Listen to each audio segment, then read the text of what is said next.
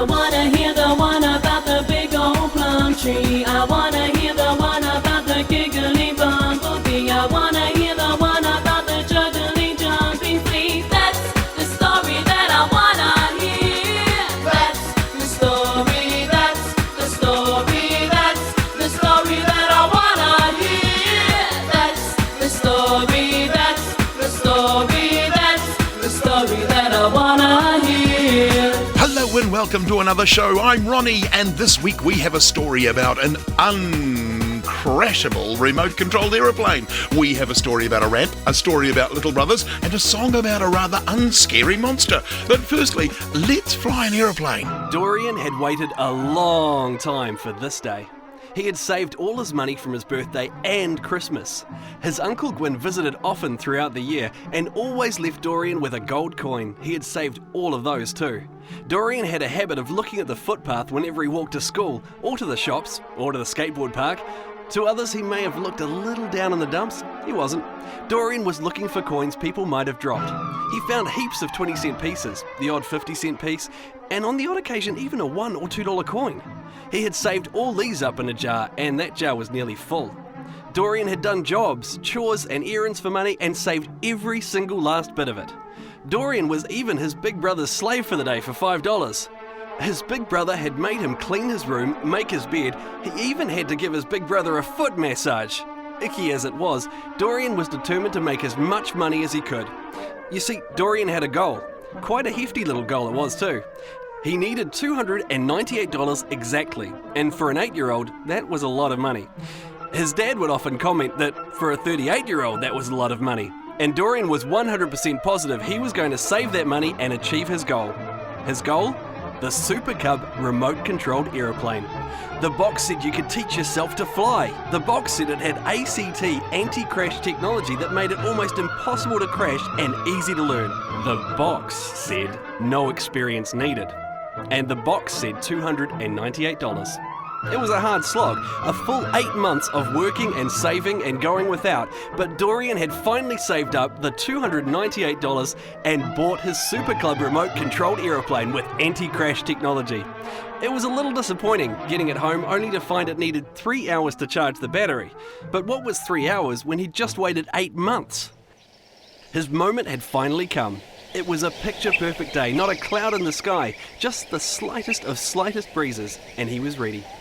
Super Club remote-controlled aeroplane with anti-crash technology in one hand, the remote control in the other, he launched it into the air, and with all the grace and finesse of a brick, it very quickly nosedived into the ground and snapped in two, rendering the engine useless and the plane unflyable. Dorian just stood for a moment with his remote control in his hand, not quite knowing what to do. As a single tear rolled down his cheek, his dad came running over, waving a magazine around. "Look at this, Dorian!" His dad showed him a picture of a build-it-yourself trolley.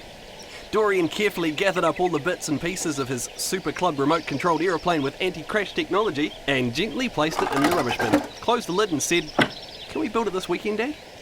Now here's a little game for you. It's called Where Am I? You're about to get some clues. From those clues, try and guess where on planet Earth we are talking about.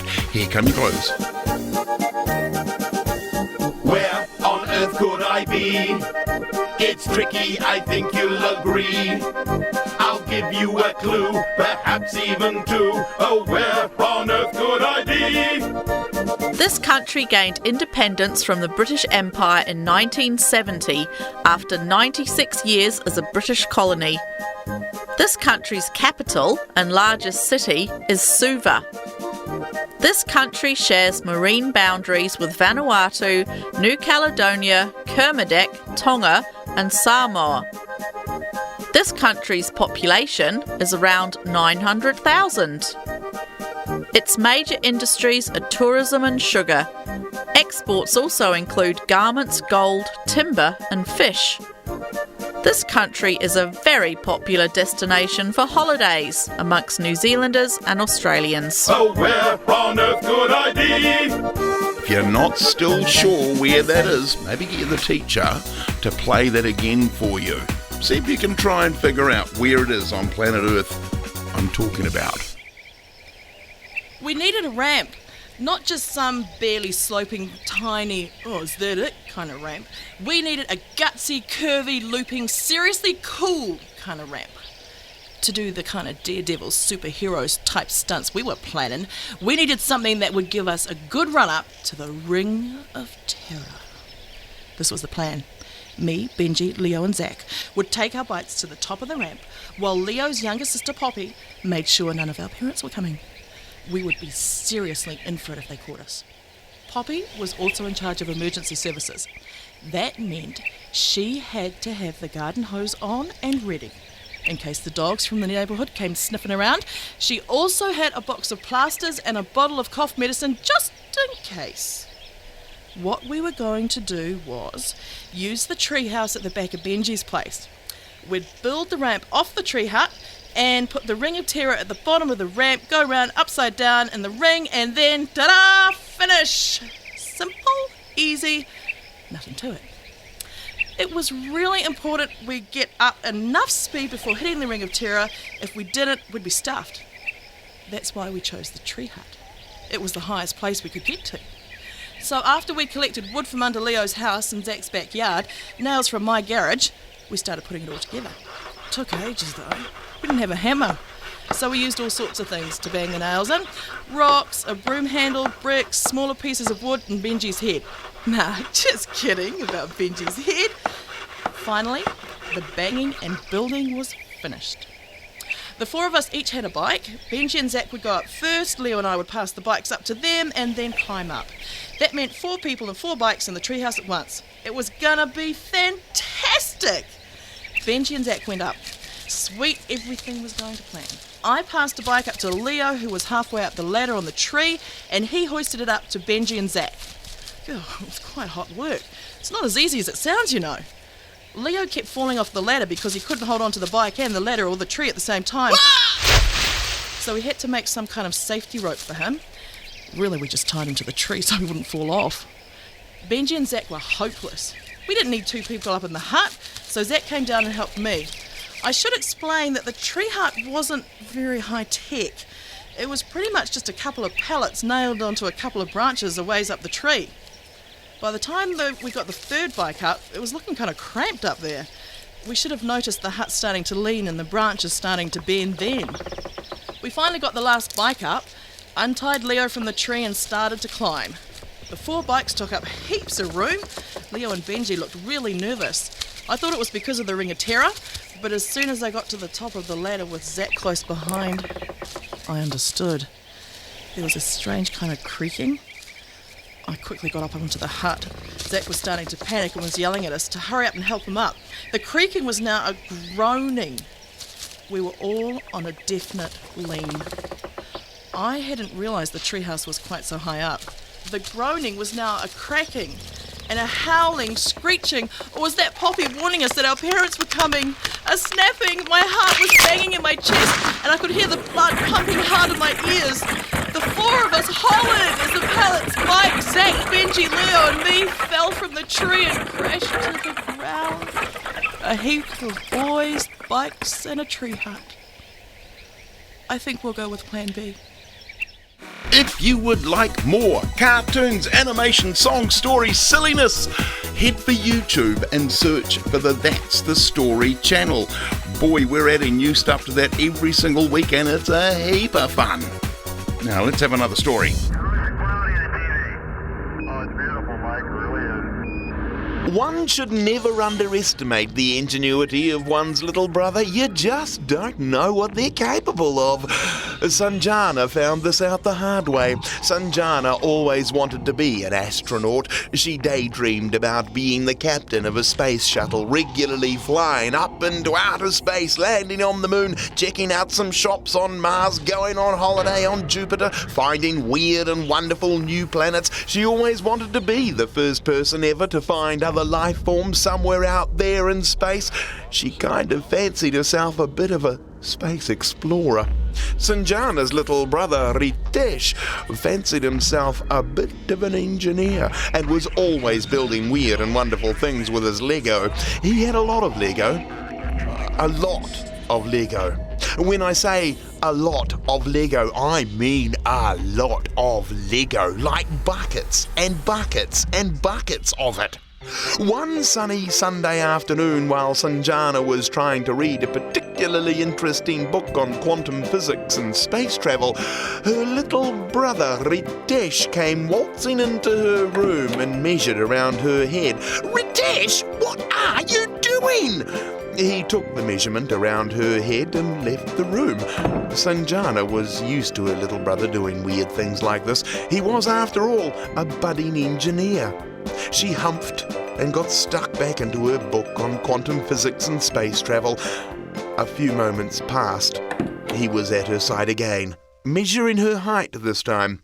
This done, he turned and was about to leave when Sanjana yelped, "What are you doing, Ritesh?"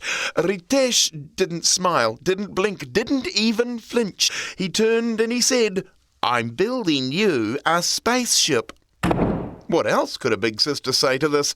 "Oh," sighed Sanjana, and returned to the pages of her book, Quantum Physics and Space Travel. An hour passed, and in trooped Ritesh yet again, measuring tape in hand, and he measured the length of Sanjana's arm, and left her bedroom, leaving her wondering, pondering, and then back to her book on quantum physics and space travel. 20 minutes passed. Guess who was back with measuring tape in hand? Yep, Ritesh was back and wanted Sanjana to try on a spacesuit he had made. "This is going too far! What are you doing, Ritesh?" She really needed to know now, so she followed her little brother out to the backyard, and outside in the backyard was a spaceship made out of Lego. Lots of Lego. It stood about 3 meters tall and about 1.5 meters wide. It looked quite impressive. Sanjana had a little giggle inside her, ready to burst out, but she held it in because she knew it would annoy her little brother. "Nice looking spaceship," she said, and Ritesh showed her the other side. Sitting behind the spaceship, just out of sight, was what looked like Mission Control. It was really only an old desk with a whole lot of Lego all over it, but Ritesh had labelled each piece of Lego. One said Trajectory, another said Countdown. Another piece of Lego had written on felt pen next to it, Liftoff. And there were about half a dozen more. Sanjana couldn't help herself. She let out a giggling fit, but Ritesh just stood there at his Lego control panel, fiddling with the knobs, turning the levers, and sliding bits of Lego all over the table, looking like he actually knew what he was doing. Sanjana just stood there giggling and wearing the spacesuit that Ritesh had made. It was actually quite a good fit. Ritesh handed Sanjana the helmet. "Put this on, you'll need it." Sanjana did as she was told, still giggling away. Amazingly, the helmet fitted perfectly and clicked into place on the spacesuit, just like a real one. While still giggling, Ritesh led Sanjana to the spaceship door, pressed a little button on the door, and it slid open. Laughing hysterically, Sanjana slipped inside the spaceship and sat in the chair inside. An old school chair by the looks of it, and this made Sanjana laugh even more. Ritesh closed the hatch and headed for his Mission Control, pressed a button and spoke into what was looking like an old potato masher. "This is Mission Control. Can you hear me, Sanjana?" Ritesh spoke into the potato masher, and amazingly enough, Sanjana's voice came crackling through what looked like an old lunchbox with lots of holes punched in it, laughing her head off and saying, "Oh yes, Ritesh, I can hear you." Ritesh spoke into the potato masher. "This is Mission Control. We are currently standing at T-minus 15 seconds to liftoff." And out of the old lunchbox came Sanjana's hysterical laughter. Ritesh spoke into the potato masher again. "T-minus 10 seconds to liftoff. 9, 8, 7, 6... There was smoke billowing out from under the spaceship made from Lego, and a low rumbling in the air. 5, 4, 3, 2, 1, and the spaceship lifted gently off the ground and slowly into the air. It gathered speed and shot off, getting smaller and smaller until all that could be seen was a tiny little dot in the sky. And then it was gone. This is Mission Control. We have a successful liftoff. How is your position, Sanjana? And from the lunchbox came more laughing and giggling. And then she realised... Ritesh, you can let me out now! Ritesh! Ritesh! Sanjana yelled as her spaceship hurtled towards the moon. Yes, one should never underestimate the ingenuity of one's little brother. You never know what they'll come up with. Ritesh left Mission Control and started building a time machine out of Lego. I think I'll go forward in time, he thought to himself. Don't forget to pop along to our YouTube channel, That's the Story. Search for it on YouTube, the That's the Story YouTube channel. It's got heaps of stuff on there and we're adding heaps more stuff every single week. Don't forget to like, share and subscribe!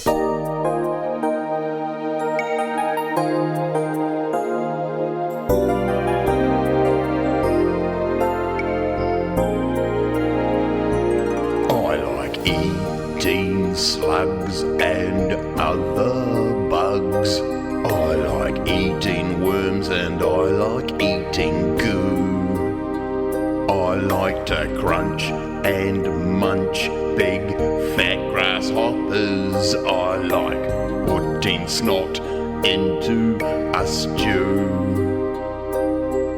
And I like sniffing flowers. I like banging and crashing and stomping around. I like to roar at the top of my voice. I like to squish and squash and splish and splosh through mud. I reckon it's choice. And I like sniffing flowers. I use 10-metre trees to clean my teeth. I'm a giant of 1,000 metres high. I eat cars for breakfast, I eat buses for lunch, and I bake tall buildings in a pie. And I like sniffing flowers. Well, a giant's got to stop and smell the roses too, you know. That's my lot for this week. I'm Ronnie. Thanks ever so much for joining me. I'll catch you again next week. But until then, ka kite anō. That's the story that I wanna